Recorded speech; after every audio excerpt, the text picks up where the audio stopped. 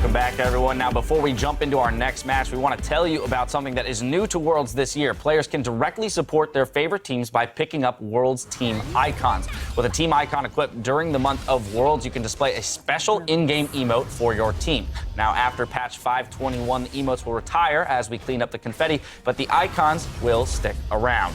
Now, of course, let's jump into our next Rumble on the Rift between North America's Cloud9 and AHQ Esports.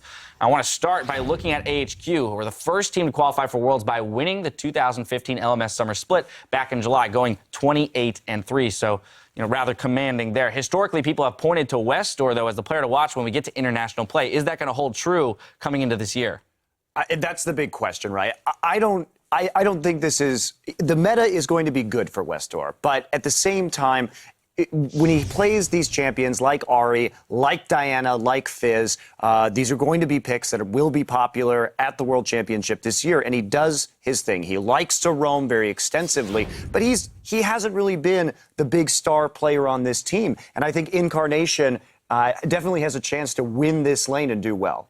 I feel definitely like when we speak of Incarnation, like throughout this split and this season in general, he's been playing all these safe picks like Victor and Azir, but he was first and foremost famous for playing those assassins back in Season 4 in solo queue, so I'm expecting this meta to also favor him. Question of whether or not they can adjust to that, to those picks in the mid lane. Crumbs, what about you? What's most important here looking into this matchup? Well, this should be a really explosive game because from the statistics, AHQ has actually a team that gets a lot of good early game leads. So at 10 minutes, they usually have a pretty nice lead. But the interesting thing is, when it reaches to 20 minutes, their lead almost always just balloons out of control. So they are a team that really knows how to snowball a game if they get the lead. Now, the troubling thing for Cloud9 is that in their gauntlet run, they fell behind in 8 out of the 14 games. So if they give a lead to... That's at 10 minutes, correct? Yeah, at 10 minutes. So if they fall behind in that early game, they're very likely to lose a game, especially considering that they lost every first and second game except for the finals, in which this is a best of one. It's a group stage best of one. You don't get to a redo to make it out of groups. And in this particular matchup, too, HQ, they like to fight early, right? And there's not going to be any Devourer, Shyvana stacking shenanigans, because if you try and do that against HQ, they're just going to kick your ass in the early game, and your jungler's never going to be relevant. This is where High needs to really step up, right? And there's a mismatch in the top lane, too, with the Ziv and Balls issue. I think Ziv is an outstanding mid laner. Balls has been having his troubles, and they got to show more in the early game for sure. I feel like what I'm looking at when I think of HQ, they play this they play gamble. There's almost zero consistency in how they play. They always gamble, and I feel like this type of play style is good against the worst teams. As an LMS, they don't really have any there's only the top 2 teams. And against Cloud9, I feel it's perfect because they are a bad team. All right, well, so they are a bad team, and that's how it is right now. And you can say, okay, they went through the gauntlet, but at the same time, that was not a challenging gauntlet. I mean, the teams that were in that gauntlet had absolutely fallen apart by that point, and it was basically just Cloud9 picking up the pieces. So with this consideration in mind, with the consideration that they aren't a very strong team coming into Worlds, what do we have to look to? What's that thing, that piece of hope that we can cling to going into this matchup? Where does C9 win it, if not for the Devourer Shyvana jungle? Laning phase. It's got to be the laning phase. I think it's High's shot calling. The shot calling. I feel Sneaky and Incarnation have had good individual performances. Karma Draven. What? Karma Draven win lane. Win lane, win game. And I say C9's a bad team, but I will never discount High's ability to come up with a creative solution to win a game. He is a fantastic shot caller. He's great in that role, and he can turn things around in a late game in a way that very few players can. All right, well, we've seen some impressive shot calling from him in the past on the international stage. I have a feeling I know where this is going to go, but I'm going to go down the line and get your predictions nonetheless. This time around, we're going to start with Yamato. I think Cloud9 will go 0-6 in their group. So you're predicting the entire group to begin today. He's not just doing game one. All his predictions for Cloud9. That'll be filled in the rest of group stages. Now, I'm hoping that in this long break, because High was plugged into Cloud9 and had to change this role very quickly. Now he's had a few weeks to really level up. So I'm hoping that we're going to see something new, and High has really evolved as a jungler. That said, I don't think that's a realistic expectation, so I'm going to take AHQ here, too. We've gotten ourselves a little out of order. Crumbs, though, I'm assuming you're going with AHQ as well here. I like Cloud9. I like what they did in the gauntlet, but the fact that they lost the first game so many times and the fact that AHQ's ability to snowball leads out of control is so prevalent, it's very hard for me to want to go with Cloud9. So again, I'm going to have to agree with Monty and Yamato here and go with AHQ. All right, second game in a row. We're all in agreement here on the desk, painting a grim picture for Cloud9. Let's send it over to our caster booth to get the game underway. Now, as we go, Westor says the Incarnation and High partnership has made Cloud9's mid lane a serious threat. 他比较不同，他是刺客也会，然后那个维克特也会。那我觉得他也是很厉害的中路。那尤其是他有那个 Jungle High 的配合，那他很会如鱼得水。那我觉得他也是个不容小觑的对手。 Well, we'll find out how much attention AHQ will pay that mid lane. Before we get to the game, let's take a look at the starting lineups for this match. On the blue side, it is, of course, the North American Cloud9, Balls, High, Incarnation, Sneaky, Lemonation, and their coach is Bubadub. And on the red side, we have AHQ Esport from the LMS. Ziv is in the top lane. We're, of course, going to have Mountain in the jungle. Westor, we just heard from him in the mid lane and as the AD carry. Albus is the support and Backstairs is their coach. And we're about to jump into picks and bans. I'm hoping for an Assassin v Assassin matchup, but it's not what Incarnation was playing really at all in summer. Westor, he loves them. Yeah, there's a lot of talk about how many bans Westor draws as a mid laner. He drew the most Fizz bans of anyone else who was banned in all but 3 of their games. But AHQ actually spent more bans on opposing mid laners than were targeted at Westor. They banned Azir in pretty much every game and Cassiopeia in half of them. So Westor actually has a very small and limiting champion pool, and his team actually bans to protect him in those situations, which makes Incarnation's vast champion pool actually a bit of a concern. It helps when he is then roaming to help out the rest of the team, of course, if you're investing in those bans, which is something we don't see from Incarnation at all. Very true, but this AHQ lineup is no longer about Westor. Ziv was the MVP up in the top lane and has been the main carry for the team as well. Westor roams to help the other lanes and snowball them because they've become bigger carries than himself in the mid lane. But yeah, Cloud9 have a lot to prove. At the same time, they're like zero expectations for Cloud9 right here. They can go in and just play fairly freely and show what they can do. Well, 3 bans already in, gents. Mordekaiser's out. Azir once again banned by AHQ. Rek'Sai and Rise from Cloud9. So C9 targeting some very specific champions with at least another jungle ban, hitting maybe the weaker area of Cloud9's team. Yet another Azir ban. That is no surprise for AHQ. Even with the nerf to Azir, it is somewhat expected. And there are more unknowns on the side of AHQ than any other team at Worlds for pick and ban, because the last competitive patch they played on was 5.13. They ended their season so long ago and qualified as the #1 seed. It will definitely be revealing what they decide to do in this champ select. Both Gangplank and Lulu will be open. And instantly, as I say, Cloud9 locks in the one that was left. That is the 3 picks we keep highlighting. Mordekaiser, Gangplank, and Lulu. Obviously, AHQ will still have a chance. Not to get an Elise, sadly, for Mountain, but he's played a lot of Gragas back in the LMS. He likes these big bruiser here where he can stay alive a little bit and wait for his team then to move from the lanes and join him. In these invades, he likes to do like Mountain is a jungler. He only goes one way, and that's forward. I never seen the guy retreat from a fight. He's always first man in, and he stays in there, and he keeps fighting. Traditionally, standing at the end of it as well. AHQ have been incredibly dominant in their region, only dropping 3 games all summer long. You contrast that to Cloud9. It was only 3 series they managed to win all summer long. Maybe it's an overstatement. And in those 3 series, they dropped more games than AHQ did in their entire split. It really feels like a David and Goliath matchup, but we'll need to see what AHQ do. Kalista and Braum, 3 seconds left. It looks like those will be the picks. Yeah, like these 2 very strong picks for AHQ. Don't get one of the real big power picks, but Braum, I think for support, is definitely up there as a must pick in almost every single game. And of course, Kalista, while she's not perm-ban anymore, she's still a very, very strong laner. And AHQ as a team will constantly force fights around that bottom lane.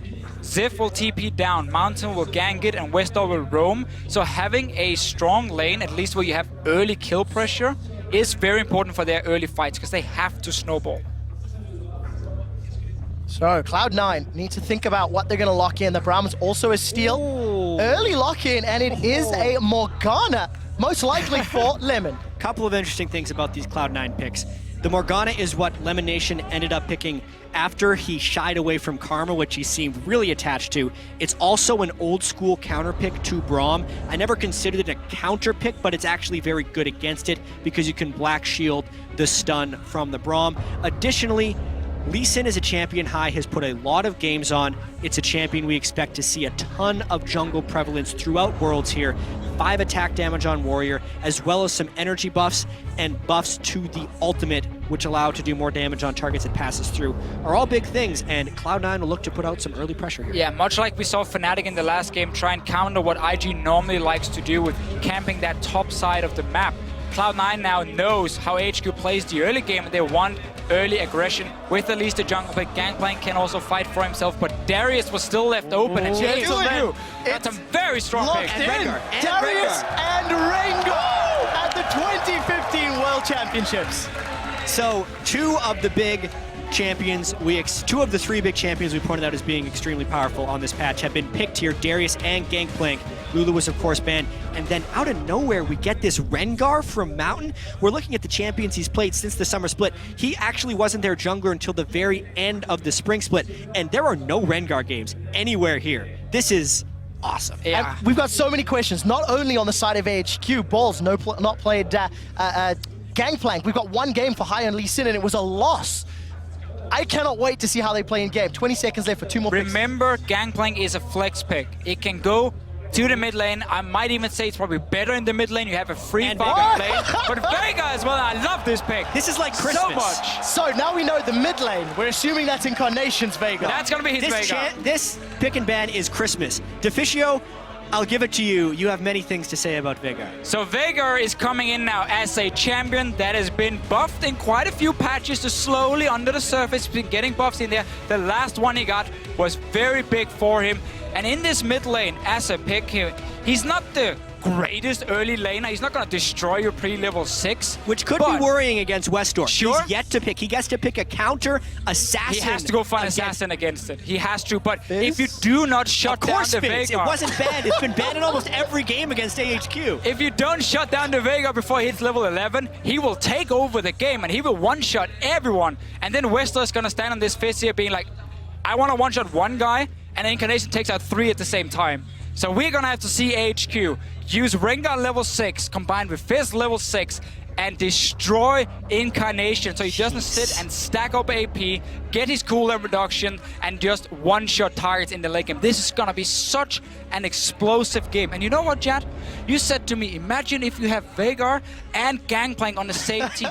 The zone control is huge. And his stun coming down, that burst damage is Ladies and gentlemen, on the bus right here, we were talking about champions we thought we'd see, and all of the champions we got excited about are already starting to trickle through. Every champion pick in the first 2 games has been unique. There have been no duplicate champions from this game to the next, as far as picks. I really like this patch.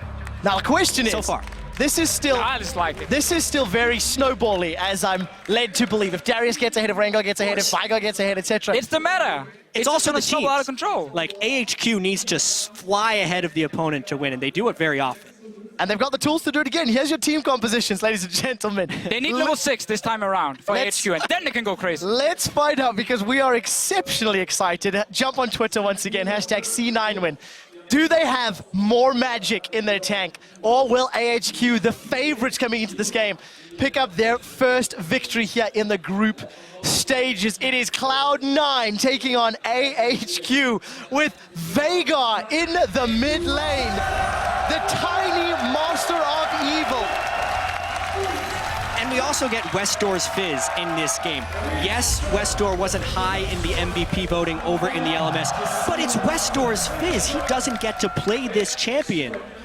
And now he's playing it against Veigar. And you know what? It's Ant's Kalista. So AHQ, when they have these early fights in the bottom lane, they're looking to give Ant the kills, and of course Westdoor whatever he can pick up. But late game, you might just be one-shot by Incarnation. Westdoor's Fizz is 4-0 in their last 31 games, played with a 15 KDA. Yeah, and it's been banned 26 times. Well, picked away one other. Anytime there's a game with Westdoor, Fizz shows up and picks her bans. Now, For Cloud9, we mentioned a little bit how the Lee Sin pick, they want to try and counter some of the early aggression. But for me, the Gangplank and Veigar, that is where Cloud9 wants a bit more time before their composition really kicks in. So for them, you gotta play safe in the early game. You gotta be able to predict where HQ is going. Because once you hit 11 and get rank to ulti and rank 3 of your E on this Veigar here with the stun, grouping is gonna be so powerful for them. And I don't think HQ will be able to respond against that. We'll find out if they get a chance to respond to Fisher. We're almost at 2 minutes. Lane swap seems to be initiated by Cloud9. And coming into this, we talked about how maybe a lane swap could have helped Cloud9 overcome some of the tower diving and team fighting strengths in the early game from AHQ. But some of their champions will struggle a little bit. I know there was a discussion regarding Lee Sin and his effectiveness or preference in lane swaps. Really late invade there by Cloud9, but it seems to have actually pushed AHQ down just a little bit. They won't be starting Krugs, and in fact, Cloud9's going to get the start of the Krugs. I actually feel like that's an incredibly small win for Cloud9, being able to start on the opposing jungle. So what both teams could look to do, if you value getting that early experience for your AD carry and support, is you fast push the first 2 waves and then you bounce it on the tower and you freeze it from there. And you try and just get a high level AD carry who can 1v1 the enemy top laner. For now though, both teams obviously instantly in. You see Albus on the bottom side of the map warding up the jungle of Cloud9, because now they gotta make sure that High and Balls can move down and start farming on the side. But we see Cloud9 already sending members. You have to respect this roam right away. Whenever there's an AD carry, the support goes rogue.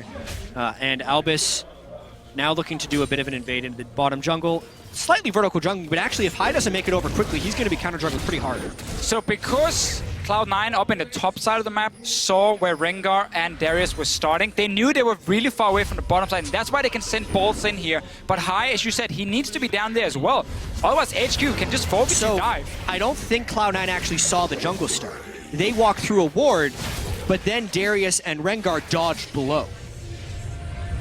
We'll see whether Cloud9 will be able to respond. Ziv is going to teleport up top, and every time we... High is lost here. He went in, they did not know he started red, so that's why he late warded the red, right, and now he's going down to his own jungle. But because he made the quick reaction, Mountain is also not able to counter jungle red. So one thing I do want to keep an eye on, every time we look middle, by the way, Incarnation farming with that Baleful Strike, he's already got plus 10 AP for free, and I want to track just how high that goes. You want to know the funny thing about Veigar is you don't even need that bonus AP. Just from standard items, you get so much damage because you have a 1-to-0 scaling on your ulti and on your W.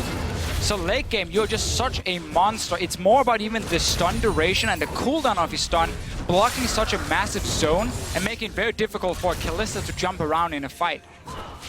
With all the early game action, Balls is the one that's suffering 7 CS in contrast to Ziv's 14. Lemonation did back earlier after doing those Krugs to help babysit Balls in this lane. And we've got an interesting 2v2. It's a very different lane swap compared to what we saw in the last game, where Fnatic were fast pushing from the start and AHQ tried to freeze one wave and then send down people to defend. Backfired completely because they were so late. Here we see both teams kind of being happy, just trading experience on top and the AD carry. We see up in the top with Darius being in the one-on-one lane. Yeah. High instead looking for a player on the mid lane. We're not expecting Mountain to do anything pre-6, and Westor's going in. He's gone in aggressively, and that might be brave. Stun, Event Horizon is flashed as Westor gets past the Christmas bells. Oh, Dark Binding connects on Anne, but there's no follow-up. Exactly, and also they can just put up the Braum Shield anytime a Binding lands so the balls can't shoot through. These are actually really favorable lane matchups for AHQ early in this lane swap. Ziv on Darius should be able to farm up just fine with Doran Shields and 4 health potions.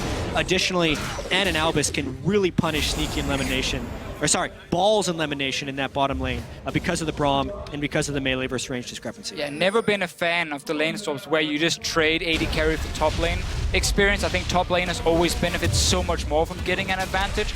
Now in this case, you can see Cloud9 are swapping back. So before it gets completely out of hand, they want to get it back to standard lanes.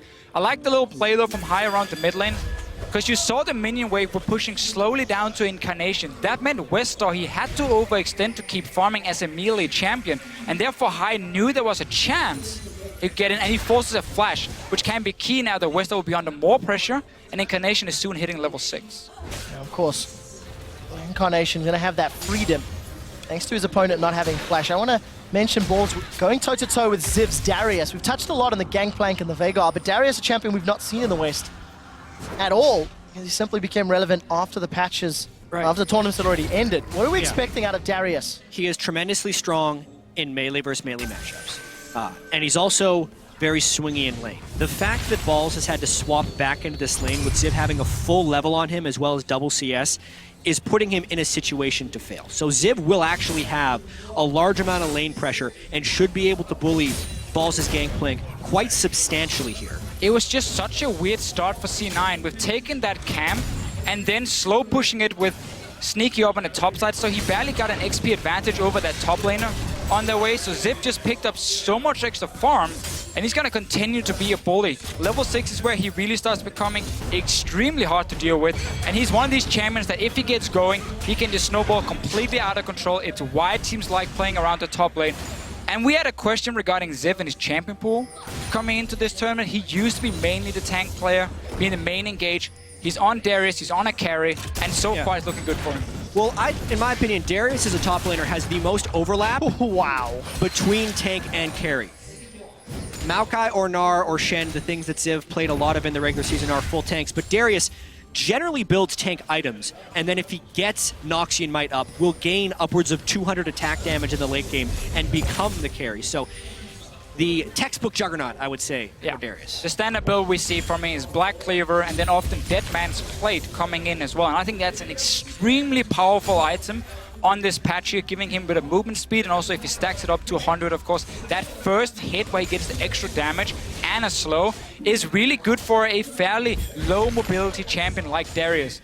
Westar taking a little bit of poke. He doesn't have flash, remember. We'll be able to just dance out of this one. Clearing that pink ward is actually pretty high value considering he didn't have immediate jungle support. So that's actually a nice mini win there for Westar, and his flash is only 2 minutes off from coming back again. You talk about jungle support. Level There 6 we go. Thrill of the hunt. The stun connects. This will be first blood to Westar's Fizz. He does get stunned up high. I'm not sure you want this fight. Gets some damage down. And the assassin has got his hands on the gold. Something we hadn't talked about much this game is the importance of the level 6 Rengar gank, and also the importance of Elise Sin having impact before Rengar can hit that point. Not only did Mountain nail his first Rengar gank, 10 out of 10, getting the kill and the flash from Incarnation, Hai hasn't even hit 6 yet, nor has he pulled off a gank that burned any summoner spells. Surprising that the first gank C9 pulls off was very smart, timing the minion wave, pushing in, forcing a flash. There was no return from Hai. A no flash mid laner managed to take away a pink ward. That should never happen, especially because your jungler has not been paying attention to the side lanes either. So we need to see Hai go in and still use the fact that Westar had no summoner, or for a few more seconds, 1 minute maybe, he can still be punished. So far, AHQ has been getting everything in this game. Slowly pulling ahead, over 1,000 gold. Every time we look top, Ziv is shoving balls under his tower. We see Sneaky and Lemon being forced down. They're taking unfavorable trades from Albus and Anne. And, you know, Mountain, he wasn't needed. He was able to just power farm his way up to Thrill of the Hunt. And the problem now for C9 is the fact that if you do not have lanes pushing against the Rengar, it is very difficult to get into the jungle and start warding deep where you can spot him using his ulti. You can't even deep ward in the lanes either to see if he's coming from there. So suddenly Mountain, every time ulti is ready, should have the opportunity to surprise Cloud9. No flash for Incarnation this time around. Westar has ulti. You can just return to the mid lane and do exactly the same thing again. Yeah, I should also note the early gank from Hai did burn the flash, but that's pretty much all he did. Exactly, but we need the follow-up then. Yeah, and he's missed that follow-up. Westar again has flash, and his mid laner is the one sitting without. It's really a lot about Incarnation trying to passively farm here to get his ability power up, and Balls' Gangplank passively farming to get extra gold from his barrels, because outside of that, Cloud9 doesn't have many windows for success here in the early game. And Incarnation, of course, running cooldown reduction per level runes for himself, get the 3.75% for masteries as well. And then he's Athenes, and he can start making some plays. But Mountain, we just mentioned it, he's back towards the mid lane. Incarnation is standing very far back, though. Yep. Not going to be at risk of getting caught this time. As we've crested 10 minutes, AHQ have that 1,000 gold lead. And a touch on that early game graph, they accelerate as they get closer to 20. Incarnation may be in trouble. He's going to get far enough away And small misplay from Mountain. And I think actually Incarnation played that really well. It was greedy of Mountain to pop Thrill the Hunt so early, but Incarnation was constantly dashing in and out of where turret range would be if Rengar jumped on him, and Mountain was not willing to engage himself in a full-on turret dive, so nice job there. And a very important thing to highlight with Veigar's stun in this matchup. Let's just see the bot lane first, though. Elimination doesn't look to go aggressive, but you can not dash through the stun of Veigar. So when he gets the warning that Mountain is coming, he can just pop down the stun near himself, and Rengar will always get stunned on the way in and should not be able to one-shot him or at least lock him down. So Incarnation, as long as he stays far enough back and gets the warning and not hawk a boost or whatever, so someone can jump in and kill him, he should be okay. Plus 58 ability power on Dark Matter, almost 3 amp tomes already. And outside of a big CS discrepancy in the top lane, it's not looking great for Cloud9. AHQ continue to just play for the long game. Yeah, the one saving grace here for Cloud9 is this bottom lane. Tristana is a pick that mainly caught on in North America, and this is specifically what they do for it. They continually push up, they get the explosive charge onto turrets, and they shove them down as quickly as possible. Even though Sneaky was top lane for the early start of that lane, he still gets the turret, and even though the rest of the game was going towards AHQ, that turret gold is going to come in really handy if they can withstand the rest of these ganks. Well, Going in for balls, though. wants to get balls. Apprehend connects, as does the Decimate. That's a flash away. The teleport from Incarnation gets cancelled by Chum the Waters. Westall gets away. While all that is going on, Lemon, Sneaky, and High take Dragon number 1 after taking Tower number 1. Yeah, Mountain wasted that ulti in the mid lane before, so didn't have it ready for the dive up top, and then C9 using all the globals they had ready. High just making Westar use a bit of mana, and now he cannot clear the wave because they're already pushing on it. And Cloud9 is rotating around Sneaky to get the explosive charge on turrets as quickly as possible and trying to punish the low wave clear of the Fizz mid. Cloud9 is still very much in this game, getting the Dragon, avoiding the dive in the top lane, and also getting that bottom turret. It is putting the emphasis on AHQ to start fights, which shouldn't be a problem, but they haven't found the fights yet. One of the main things for Tristana when she became a pick was that she was good in lane against Kalista. You could out-trade the Kalista with the early trades because you had your E doing the physical damage, and then once you get towards these towers here, because Kalista is a fairly slow wave clear and basically very limited before Hurricane with the wave clear, Tristana will always get the 4-5 hits with the bomb exploding. So C9, when you have a Veigar, when you have a Tristana and a Black Shield, that's a very, very strong siege composition for them against absolutely no defensive wave clear on the side of AHQ. So AHQ are looking to open up the map soon and start fighting. They do not want a longer laning phase. They need to start getting these roams and creating these picks. Otherwise, Cloud9 can just easily group.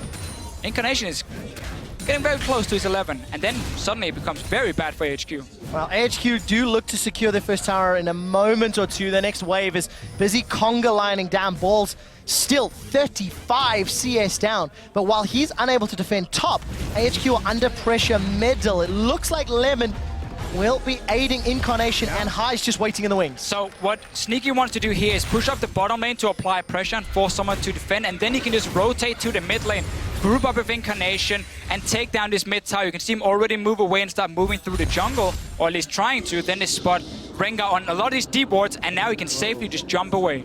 Very, very good wards from C9. They know which lanes to play around, bottom side and mid lane, because those are the outer turrets you're aiming for.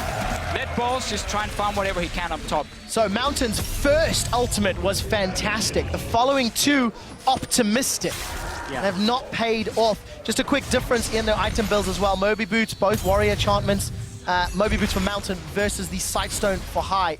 So still fairly squishy on both sides of the jungle camp. And this would normally be the time in the game where AHQ would be taking advantage, but they just strictly don't have the wave clear, and that's the stun! Oh, he's down! Sneaky gets the kill, even an assist for Balls. They're gonna turn their attention to the tower as that cannon barrage helps to clear the wave. C9 might be behind in gold, but this composition when it gets to siege on a tower is so deadly. You see the stun, the chain CC coming, and you just burst down one target. They are so far ahead in map pressure as well. Westar would have to fight, and they just keep chaining. Cloud9 is on a rampage. Oh, there we go. Wait for Event Horizon to come back up, and Incarnation will say, I'll have another. They have decided to back away for now. Look at Westar. He was in the river.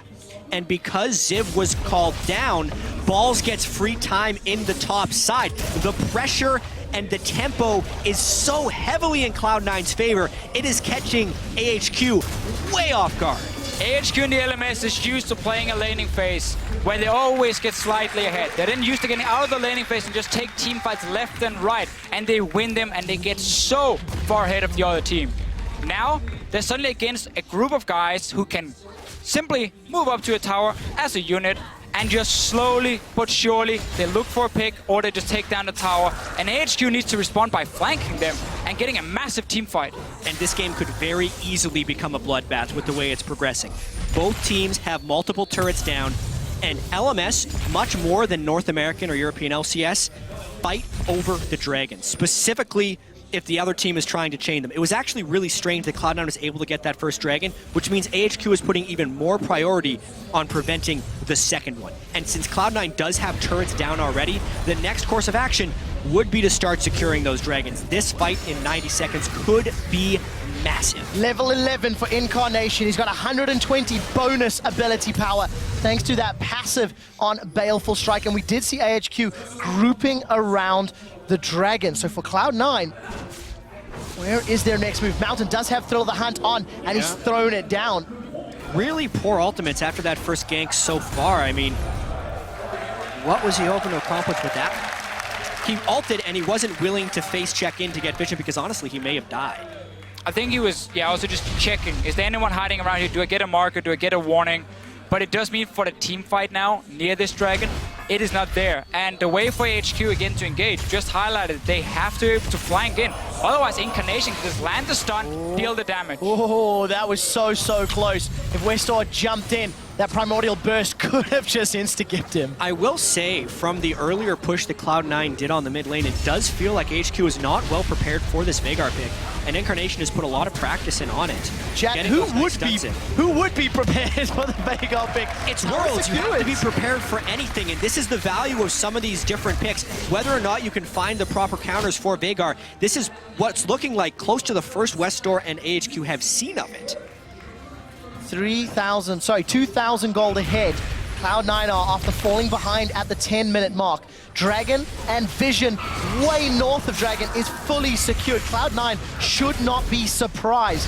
But look at Westor Mountain off to the left-hand side of your screen. And this is another beautiful thing about this Veigar pick is once you start fighting around objectives, your stun can just cover a complete entrance. How on earth is HQ gonna walk into this Dragon if they walk straight into the stun? They might have to. They have teleport on Ziv, and they're giving up the second Dragon already. Cloud9 with a fantastic performance. Let's be honest, surprising many. A lot of people anticipated AHQ to do well, and this Veigar pick has thrown the game on its head. Incarnation gets caught by another Chum the Waters, flashes defensively high, forced to safeguard out. We did see the Glacial Fissure go down, as well as the Cannon Barrage. And at the end of the day, a lot blown for nothing. TP used from Ziv as well, but it quickly cancelled, realized there was no fight to be had as C9 already jumped out. But we mentioned this in Champs, like we talked about it during the early game, how for Cloud9 it was just all about not falling behind in the early stages of the game. Wait for Incarnation and wait for Sneaky to scale up a little bit and then to start sieging away. And as you said yet before, HQ so far have been looking for a few picks with Mountain, but he's been very far from finding anything. Yeah, Mountain's Rengar has not been impressive. His first gank was good. Everything after that has completely missed the mark. The deep wards from Cloud9 are in all the right places to stop Mountain from being able to push. And despite, here's the huge thing, despite Balls going into that top lane against a Darius, beginning down 20 CS and a level, he was down 40 to 20 and level 5 to 4. And even though he lost his turret early on, he's stuck right in there, and he's been able to use his global somewhat offensively. Huge credit to Balls' gangplank, his most played champion in Korean solo queue during the boot camp. He is doing good work against Ziv, AHQ's strongest player.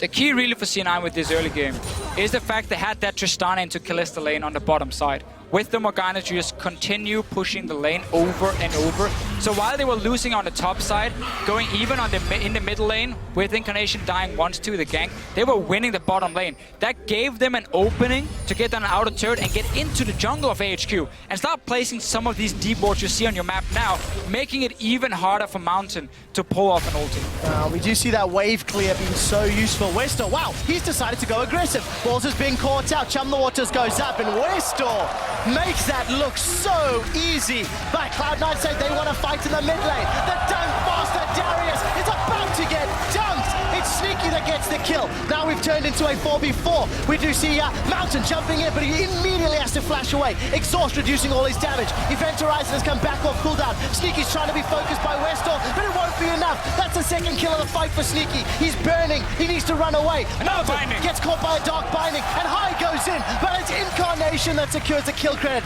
5-2 and 4,000 gold up. And Cloud9 is actually thinking of turning on to Baron after this. This is a risky call. That was a great chaotic fight win by Cloud9. They got balls coming in TP. Anne is the only one in the mid lane. 3 others are dead. This is Baron at 22 minutes for Cloud9. They will take full control of the game after this secure. So we see 2 things from AHQ as well. We saw Westor split pushing, getting a kill onto balls. That's one of the ways they can get back into the game. But then the rest of the team were caught sleeping in the mid lane. High gets the engage. Look at Elimination landing binding after binding as well, and the CC between him and Incarnation allows Sneaky to stay alive and just sit back and deal all the damage. And specifically the fact that Ziv was eliminated before that fight made it even though AHQ thought with the collapse up from Westor they would have the edge. But Westor too had burned significant cooldowns to kill balls in the bottom lane, and the binding accuracy versus the skill shot accuracy from Incarnation's Veigar in this fight were just too much for AHQ to handle. And we're just getting later and later into the build for Incarnation. Because you get 5 on every kill or assist. 168 bonus AP. Right. Currently, Incarnation has 497 ability power at 22 minutes. A Baron as well, and they are now sieging the inhibitor turret. It is down. This is exactly why Tristan is such a big pick in the North American LCS. The instant you get an edge, you get to slow it spots him. He found Mountain! And Mountain's jumped in, but he's down. It's Balls that takes him out. Ziv got stunned by the Event Horizon, and he's forced to flash away. Sneaky goes in aggressively. Red buff is ticking. Buster Shot gets eaten by Albus as Anne eats a huge crit for dinner. The inhibitor will be dropping, and there are minions pouring the bottom line. They might go for the end. That's 20-second death timers on 2. You got Westor has no ultimate. Keep pushing, keep pushing. And they are pushing. Nexus turret number 1 is being focused. Another the stun! Event Horizon catches Westor, and he may need to take the door. The exit.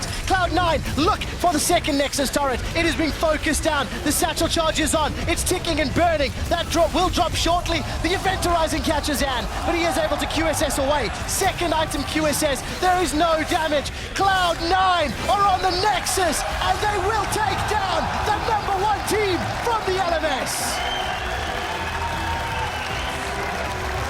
23 minutes and 58 seconds.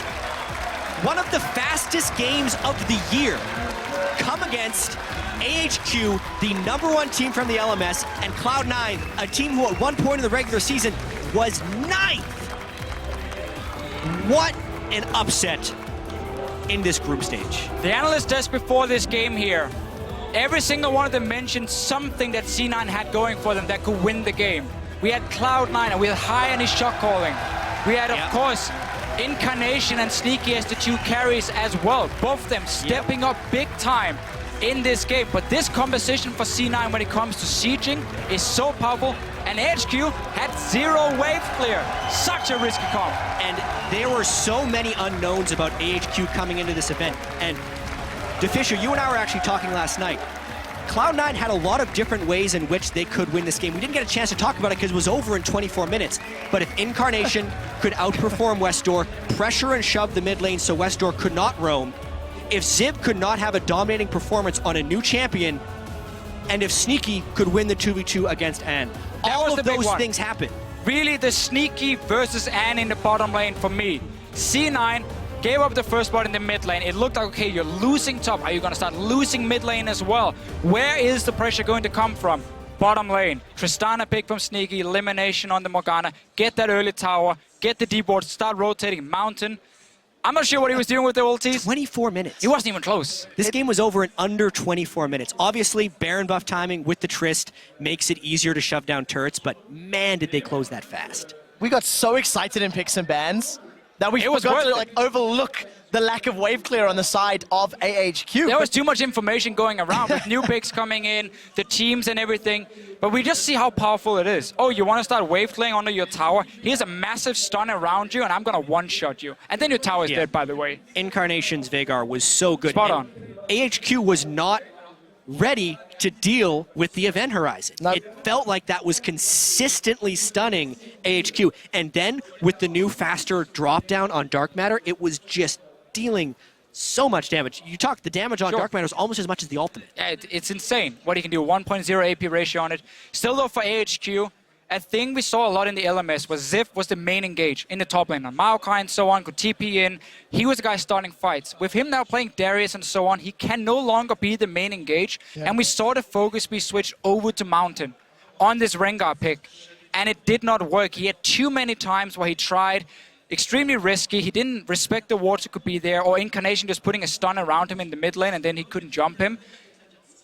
That is something HQ has to fix for the future games. So many things to talk about from this game, not only from picks and bans, from execution, now the surprise of Cloud9.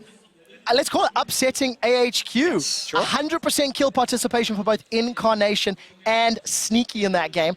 And with the first 2 games of Worlds lockdown, we actually now can take a look at the Group B standings. We've seen all 4 teams, and it is Fnatic and Cloud9 over Invictus and AHQ. We will obviously keep tracking this as we lock down more games throughout the day. But gentlemen, 518 is looking to be a very exciting match. Absolutely love it. That group is now done for the day, right? We're going to be moving on to Group C as our next matchup, but not necessarily expected results. Europe and North America atop the group at the start of the day against LMS and China. That was not expected by many people, I have to say. And even if you had predicted the result, the manner in which the results were secured is even more of a talking. Very one-sided game. I mean, you could argue that Cloud9, they went slightly behind in the first 10 minutes, but they accelerated over the next 13. That was their competition. Their competition had to fall behind a little bit. AHQ had 2 kills. Oh, it was incredible. 2 kills against Gentlemen, we'll have to talk about this off-air a little bit later. For now, we're going to head to Shox, who's standing by with Cloud9's European mid laner, Incarnation. Sorry. Thank you very much, Trevor. I love how you European mid laner, if we didn't know, but congratulations, Incarnation. A victory here for Cloud9, and I think it's safe to say that a lot of people hadn't expected that much from your team coming in, so tell me how you went, or what your mindset was going into this one. I felt like a lot of people underestimate us because we got 7th place, but with Hive, we've always been playing really good, I would say. So it was really weird to us because we personally feel like we're a good team, so yeah. Well, that's the most important thing. How much do you think, Margin, you've improved from making that fantastic run for you guys for qualifying for Worlds and then going to Korea to bootcamp? How has that helped you personally? It's helped me a lot because in Korea, we played against the top Korean and Chinese teams, and they're all really good mechanically.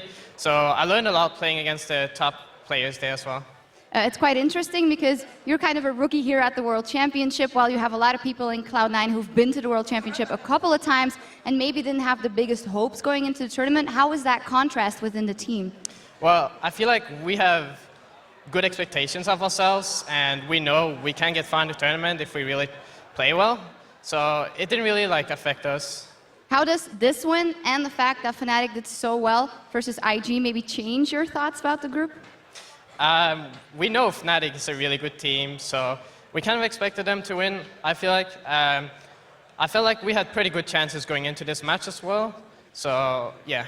Yeah, finally, we have to talk about that crazy pick and ban phase and about your Veigar pick coming out. Tell us, what was the plan around that, and were you going to go for that no matter what? Yeah, more or less. We played some Veigar, and we had a lot of success with it. So yeah, it was pretty much planned from the start. Pretty much planned, and it went pretty well. Well, congratulations. Yep. Thank you very much. Incarnation, that is Cloud9 winning over AHQ. We have to take a short break, but when we come back, we'll be back with a rematch, Faker versus Ryu. More World Championship action with SKT versus H2K right after this.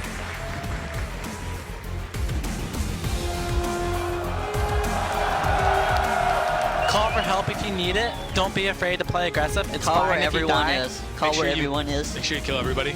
but they just strictly don't have the wave clear, and that's the stun! Oh, he's down! Sneaky gets the kill. I have my KT off, my KT off. Whistler, fist last hit. Nice. Cut back. This guy? He's stunned? Yeah, Careful. I'm here. F13. I'm pretty low. Cut back. Super low. I can TP in 10. And Mountain's jumped in, but he's down. It's Balls that takes him out. Zip got stunned by the Event Horizon, and he's forced to flash away. And they will take down the #1 team from the LMS.